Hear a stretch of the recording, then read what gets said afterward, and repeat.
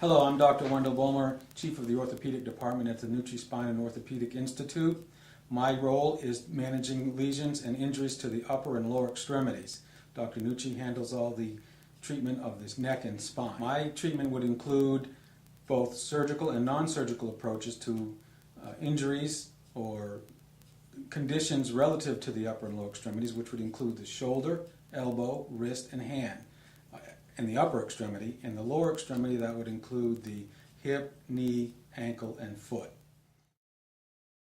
The shoulder is the most complex joint in the body. The ball and socket joint is not held in place like other joints in the body with ligaments, rather than muscles, which four muscles combined make up what we call the rotator cuff. The rotator cuff is a dynamic ligament that allows the shoulder to move. It relaxes and contracts, holding the ball and socket together. At the time of injury, the shoulder may partially dislocate. The ligaments, or the rotator cuff, allows motion where tension is put on the biceps tendon, which attaches to a cartilaginous structure called the labrum that goes around the socket. Very often, this tension pulls on the labrum, causing this to be disrupted or actually pulled away from the bone, and that's what we call a labral tear or a slap lesion.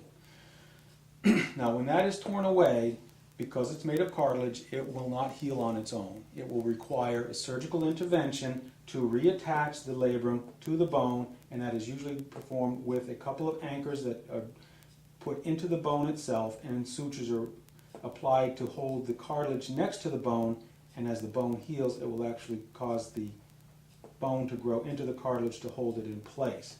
Now, with the advancements in arthroscopy, we're able to do this through a small incision in the front and another one in the back. This is the sleeve for an arthroscopy for the shoulder. The camera goes in. We're able to watch what we're doing in the shoulder up on a TV screen, and through that and another small incision, we're able to place our instruments in to perform the repair. Now, at the same time, when we look around, and if there's other lesions present, such as a thickened bursa, we can remove that with a shaver. Sometimes there are bone spurs digging into the muscle, causing a partial thickness rotator cuff tear, or maybe even a complete tear. Now, if that is present, we can smooth out the bone, take out any loose bodies that are floating around, and frequently we're able to repair this, again, through the small incisions, using our instruments and an anchor similar to the one to fix the labrum to repair the rotator cuff. Now, there are times when the incision has to be extended.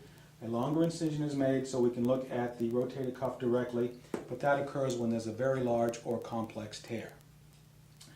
And also, with the shoulder, there are other conditions that may not require surgery, such as a dislocation, which can be put in place, and that is treated conservatively meaning without surgery, with physical therapy and to watch it. Now, there are times after a dislocation that the capsule or the rotator cuff muscles are stretched to a point where, even though the ball and socket are back in place, it still comes out of place easily. In that case, what we do is we make sure that the ball and socket are lined up appropriately, and again, with our arthroscopy, we can look in, and this capsule that might be a little bit too loose, we can put a stitch in to tighten it up so that the